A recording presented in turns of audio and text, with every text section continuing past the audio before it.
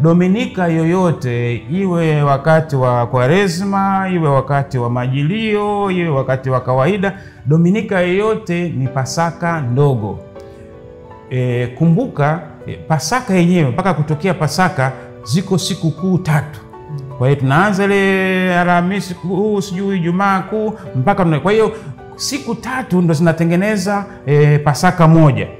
Tukiipata Pasaka moja, kuna siku 8, oktava ya Pasaka ni siku hii, ni siku. Kwa hiyo tunapata Pasaka kwa siku 3, tunakuja ile Pasaka ile moja tunayoipata ile tunakuja kuiadhimisha kama ilivyo kwa siku 8, ile oktava yote ya Pasaka. Na baada ya hapo kila Dominika ni Pasaka ndogo. Na ndio maana mara kwa mara wanasisitiza tuwe na msamiati wa Kikatoliki wa Kikristo.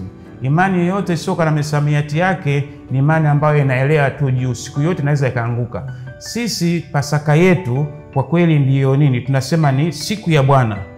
Kwa Kilatini Dies Domini. Hiyo Dies Domini tumeitoa, tumeipata Dominika. Kwa hiyo sisi siku ya Pasaka yetu ni siku ya Dominika. Kwa hiyo kila siku tunapoenda ile kwenye maadhimisho yetu, ile siku ya kwanza ya juma, sio Jumapili.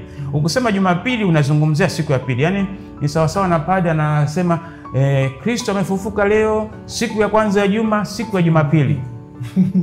Yani kila mtu anapaswa kukushangaa, lakini basi tumezoea kusema hivyo. Kwa kweli Kristo amefufuka leo, siku ya kwanza ya juma, siku ya Dominika, siku ya Bwana ndio siku ya leo.